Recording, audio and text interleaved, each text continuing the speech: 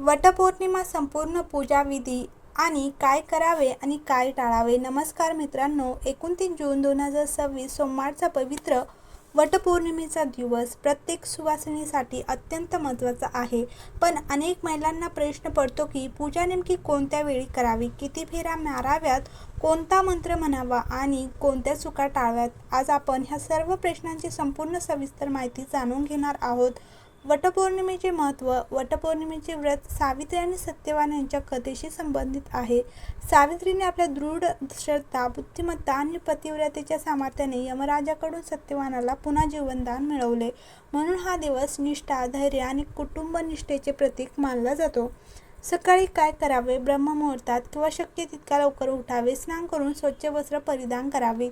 विवाहित स्त्रियांनी परंपरेनुसार मंगळसूत्र, बांगड्या, कुंकू इत्यादी सौभाग्य चिन्हे धारण करावीत.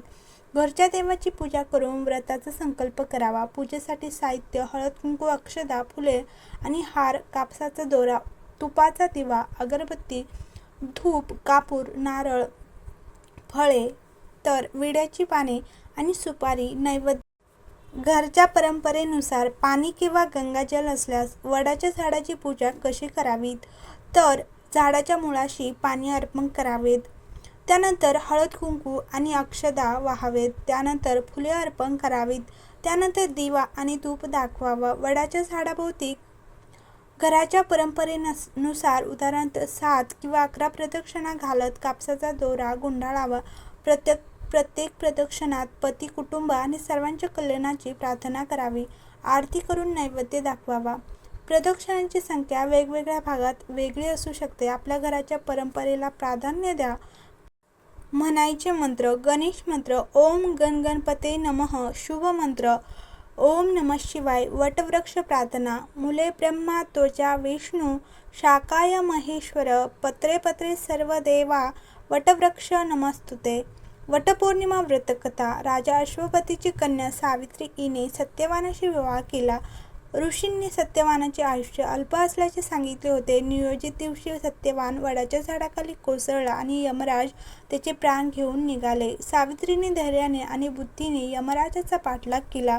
तिच्या निष्ठेने प्रसन्न होऊन यमराजांनी सत्यवानाला जीवनदान दिले. त्यानंतर वडाच्या झाडाची पूजा करून पतीच्या दीर्घ आयुष्याची प्रार्थना करण्याची परंपरा रूढ झाली. पूजेनंतर काय करावे? प्रसाद वाटावा. घरातील ज्येष्ठांचे आशीर्वाद घ्यावेत. शक्य असल्यास दानधर्म करावे. दिवस शांत, सात्विक आणि आनंदी वातावरणात घालावा. काय टाळावे? कारण वादविवाद, राग, वादविवाद किंवा अपशब्द टाळावेत. पूजा घाईघाईने करू नये. आपल्या घराच्या परंपरेविरुद्ध काही करण्यापेक्षा त्या परंपरेचा आदर करावा. मासिक पाळी असल्यास याबाबत वेगवेगळ्या कुटुंबामध्ये वेगवेगळ्या प्रथा आहेत. पाळीच्या काळात प्रत्यक्ष पूजा न करण्याचा परंपरा नाही, तर परंपरेचे पालन करून मनोभावे प्रार्थना किंवा मंत्रजप करू शकता. अशा प्रसंगी कुटुंबाची परंपरा आणि वैयक्तिक श्रद्धा ह्या दोन्हींचा आदर करणे महत्त्वाचे आहे.